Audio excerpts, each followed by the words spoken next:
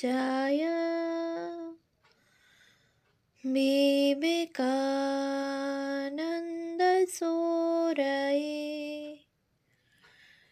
सच्चित्सुखस्वरूपाय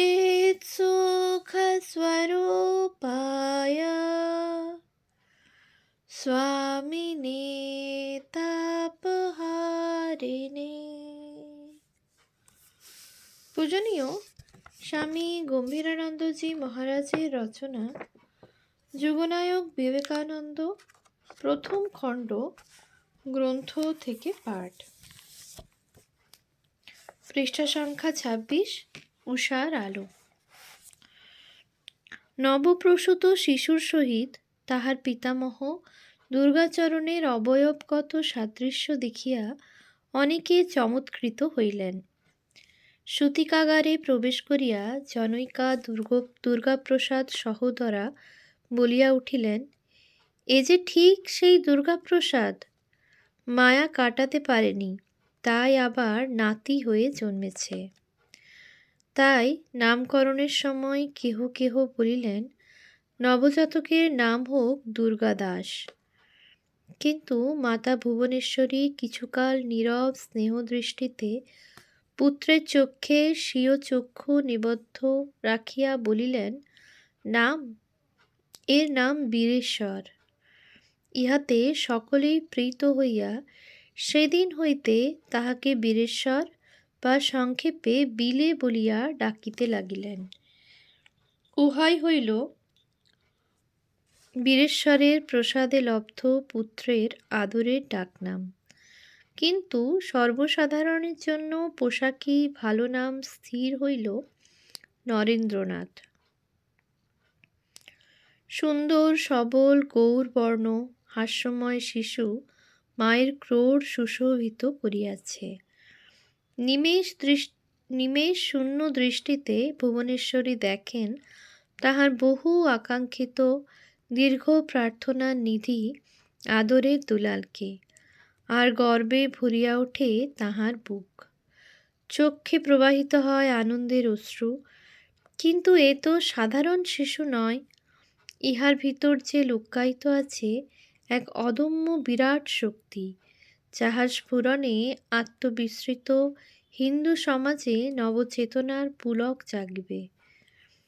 পথভ্রষ্ট মানব সমাজের সম্মুখে নূতন আলোক পত্রিকা প্রজ্বলিত হইবে। সমস্ত বিভেদ বিচ্ছেদ বিদূরিত হইয়া জগৎ এক সূত্রে গ্রথিত হইবে। বিন্দুর মধ্যে সুপ্ত এই সিন্ধুর উচ্ছ্বাস ক্ষণে ক্ষণে আপন স্বরূপ প্রকাশে উদ্যত হইয়া ভুবনেশ্বরী দেবীকে বড়ই বিব্রত করিত। ইহার ফলে দেবী এক কঠিন সমস্যার সম্মুখীন হইলেন। এই চঞ্চল শিশুকে বশে রাখা যেন সাধ্যাতীত বোধ হইল। নরেন্দ্রনাথ ৩ বৎসরে পড়িতে না পড়িতে তাহার বিরুদ্ধে শান্তি ভঙ্গের অভিযোগ ক্রমেই বাড়িয়া চলিল। ছেলে বড়ই একরোখা, যাহা ধরিবে তাহা করিয়া ছাড়িবে, কিছুতেই তাহাকে বশ করা যায় না। তাহার দুষ্টামি ক্রমে চরমে উঠিতে লাগিল। প্রলোভন, বকুনি, ধমক, ভয়, কিছুতেই কিছু হয় না। পুত্রের রাগ দেখিয়া মাতা বলিলেন, অনেক মাথা খুঁড়ে শিবের কাছে একটা ছেলে চেয়েছিলাম, কিন্তু তিনি পাঠিয়েছেন একটি ভূত।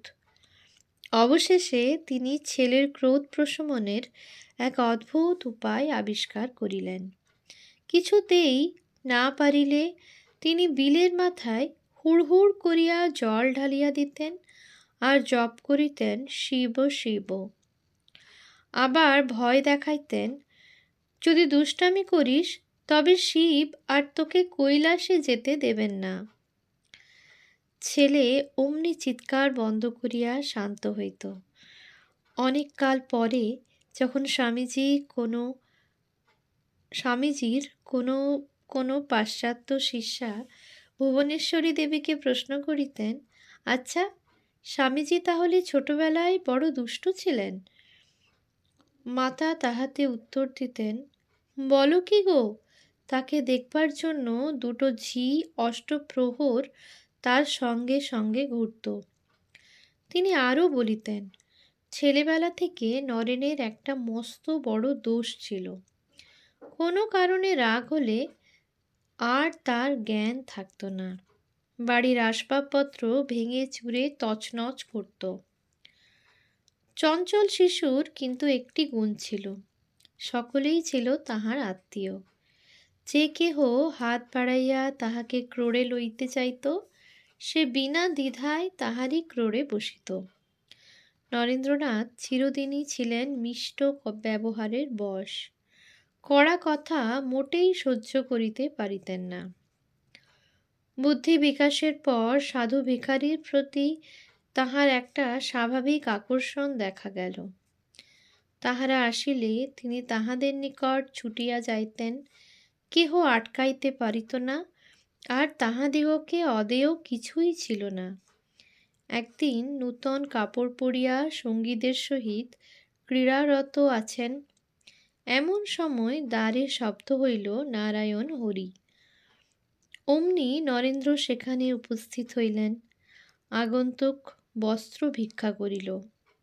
দ্বিধাহীন নরেন্দ্র তৎক্ষণাৎ নূতন বস্ত্রখানি তাহার হাতে তুলিয়া দিলেন। কিন্তু সে ক্ষুদ্র বস্ত্র তো কোমরে জড়াইতেই কুলায় না। সে উহা পাগড়ি আকারে মাথায় বাঁধিয়া বালককে আশীর্বাদ করিতে করিতে সহর্ষে বিদায় লইল।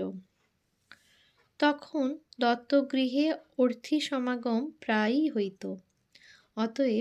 অতঃপর ঐরূপ কেহ আসিলে নরেন্দ্রকে অন্যত্র বন্ধ করিয়া রাখা হইত। নরেন্দ্র ইহাতেও পরাস্ত হইতেন না। সুযোগ পাইলেই অপরের অসাক্ষাতে জানালা গলাইয়া বিবিধ দ্রব্য রাস্তায় সাধু বা ভিখারির হস্তে অর্পণ করিতেন এবং পরিবারের সকলকে জব্দ করিয়াছেন ভাবিয়া আনন্দে উৎফুল্ল হইতেন। জ্যেষ্ঠা ভগিনীদ্বয়ও তাহার উৎপাতে অতিষ্ঠ হইতেন। কখনো তাড়া করিয়া তাহাকে ধরিতে গেলে তিনি দৌড়িয়া গিয়া আস্তাকুড়ে আশ্রয় লইতেন এবং সেখানে মনে সাধে নানাভাবে ভ্যাংচাইতে ভ্যাংচাইতে মৃদু হাস্য সহকারে বলিতেন, ধর না, ধর না। পোষা জন্তু জানোয়ারের সহিত খেলিতে তিনি ভালোবাসিতেন। তাহার খেলার সাথী ছিল বিলাতি ইঁদুর, বানর, ছাগল, কাকাতুয়া, পায়রা। তাছাড়া বাড়ির গাভীটি ছিল তাহার পরম প্রিয়। তাহার গলায় মালা পরাইয়া, কপালে সিঁদুর দিয়া ও গায়ে হাত বুলাইয়া তিনি তাহার সহিত কতই না মিষ্টালাপ করিতেন। বাড়ির চাকরদের মধ্যে সহিসের সহিত ছিল তাহার সর্বাধিক হৃদ্যতা, আর তাহার বাল্যে উচ্চাভিলাষ ছিল বড় হইলে সহিস বা কোচোয়ান হইবেন। পাগড়ি মাথায় পরিয়া গাড়ির সম্মুখে উচ্চাসনে বসিয়া চাবুক ঘুরাইয়া দুরন্ত ঘোড়াকে শহরে জানা অজানা বিভিন্ন প্রদেশে চালনা করার মধ্যে সত্যই একটা পুরুষোচিত লোভনীয় গরিমা ছিল। দত্ত পরিবার একদিন গাড়িতে চড়িয়া বেড়াইতে বাহির হইয়াছেন। মাতৃক্রোড়ে উপবিষ্ট নরেন্দ্রনাথ কত বিষয়ে কত প্রশ্ন করিয়া চলিয়াছেন। তাহার ঔৎসুক্যের অন্ত নাই। ইহারই মধ্যে পিতা তাহাকে প্রশ্ন করিলেন, বিলে, তুই বড় হয়ে কি হবি বল দেখি? নরেন্দ্রের চিন্তার প্রয়োজন ছিল না। ঝটিতি উত্তর দিলেন, সহিস কিংবা কোচোয়ান। রামায়ণের কথা তিনি অনেক শুনিয়াছিলেন এবং সীতারামের প্রতি, বিশেষত সীতার প্রতি ওইকালে তাহার হৃদয়ে যে শ্রদ্ধার উদ্রেক হইয়াছিল তাহা আজীবন অটুট ছিল। একদিন বাজার হইতে সীতারামের একটি মাটির যুগল মূর্তি আনিয়া বাড়ির চিলে ঘরে স্থাপন করিলেন এবং সেই ঘরের দরজায় খিল দিয়া পাড়ার হরি নামক এক সমবয়স্ক ব্রাহ্মণ বালকের সহিত চক্ষু বুজিয়া ভিতরে ধ্যানে বসিলেন। ধ্যানে তন্ময় নরেন্দ্র স্থানকালের কথা ভুলিয়া গেলেন। এদিকে অনেকক্ষণ বালককে দেখিতে না পাইয়া বাড়ির সকলে ব্যস্ত ও উদ্বিগ্ন হইলেন। চারিদিকে হুলস্থুল বাঁধিয়া গিয়াছে। এমন সময় একজনের মনে হইল, ছাদের উপরটা একবার দেখিলে হয় না। সেখানে গিয়া দেখেন চিলে ঘরের দরজা বন্ধ। অনেক ঠেলাঠেলিতে দরজা খুলিল না দেখিয়া অবশেষে উহা ভাঙিতে হইল। তখন বেগতিক দেখিয়া ব্রাহ্মণ বালকটি উন্মুক্ত পথে রুদ্ধশ্বাসে পলায়ন করিল। নরেন্দ্র কিন্তু তখনও স্থির স্থির মুদ্রিত নয়ন। অবশেষে ঝাঁকুনি দিয়া তাহার চৈতন্য সম্পাদন করিতে হইল। ইহার অল্পকাল পরে এক অদ্ভুত সমস্যা নরেন্দ্রের অপক্ব মনকে বিশেষ আলোড়িত করিল। আস্তাবলের সবজান্তা সহিসের নিকট বসিয়া তিনি অনেক গল্পগুজব করিতেন। তাহার মুখে অনেক সব অপূর্ব কাহিনী শুনিতেন। কোনো কারণে সহিসের দাম্পত্য জীবন সুখময় হয় নাই, তাই সে বিবাহ বিষয়ে অনেক বিরুদ্ধ কথাও বলিত। একদিন সীতারামের পূজান্তে আস্তাবলে গিয়া সহিসের সহিত আলাপ করিতেছেন। এমন সময় সহিস খুব জোর দিয়াই বলিল, বিয়ে করা বড় খারাপ। সঙ্গে সঙ্গে সে নানা যুক্তিরও অবতারণা করিল। শুনিয়া নরেন্দ্রেরও মনে হইল, সহিসের এই অভিজ্ঞতা ও উপদেশের মধ্যে মানিয়া লইবার মতো অনেকটা সত্য আছে। তিনিও মনে মনে ভাবিলেন, বিবাহ কখনো করিবেন না। কিন্তু তাহার প্রিয় সীতারামের মূর্তির কি হইবে? এতদিন তো তিনি এই অতি পবিত্র মূর্তিদ্বয়কে বালকোচিত সারল্য ও বিশ্বাসের সহিত পূজা করিয়াছেন। তাহাদের অনবদ্য চরিত্রকে ভক্তি শ্রদ্ধা করিতে শিখিয়াছেন। এখন একটা আদর্শগত অব্যক্ত আন্দোলন তাহার শিশু মনকে আলোড়িত করিল। ইহার পূর্ণ তাৎপর্য তিনি নিশ্চয়ই তখন হৃদয়ঙ্গম করেন নাই। অন্তত সাধারণ বুদ্ধিতে মনে হয় একালে তাহার পক্ষে তাহা অসম্ভব নয়। তবু সহিসের কথা ও যুগলমূর্তির মধ্যে একটা মীমাংসাশূন্য অসামঞ্জস্য দেখিয়া তাহার সমস্যা জর্জরিত হৃদয় ফাটিয়া কান্না আসিল। পুত্রের চোখে জল দেখিয়া মাতা কারণ জিজ্ঞাসা করিলে নরেন প্রথমে নীরব রহিলেন, তারপর ফুপাইতে লাগিলেন। মা পুত্রকে ক্রোড়ে লইয়া সান্ত্বনা দিতে থাকিলে নরেন অবশেষে মনের দুঃখ খুলিয়া বলিলেন। বুদ্ধিমতী মা শুনিয়া হাসিয়া বলিলেন, বিলে, ওতে আর কি হয়েছে, তুই শিব পূজা কর। কথাটা মনে লাগিল। সন্ধ্যার অন্ধকারে বীরেশ্বর ছাদে উঠিলেন এবং সীতারামের মূর্তি হাতে লইয়া ছাদের কিনারে দাঁড়াইলেন। সেটা নিশ্চয়ই তাহার এক দুঃখময় মুহূর্ত। সীতারামের মূর্তিকে বিদায় দিতে গিয়া নিশ্চয়ই তাহার এক দুঃখময়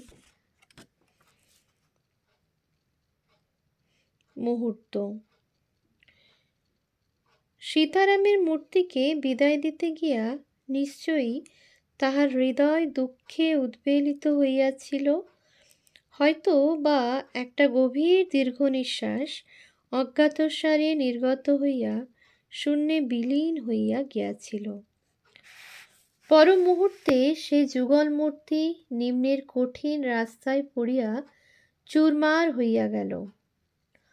পরদিন বাজার হইতে একটি শিব মূর্তি আনিয়া সীতারামের আসনে বসাইলেন এবং আবার মুদ্রিত নয়নে সে মূর্তির সম্মুখে ধ্যানমগ্ন হইলেন। ওম শান্তি শান্তি শান্তি। হরি ওম। তৎসৎ। শ্রীরামকৃষ্ণার্পণমস্তু।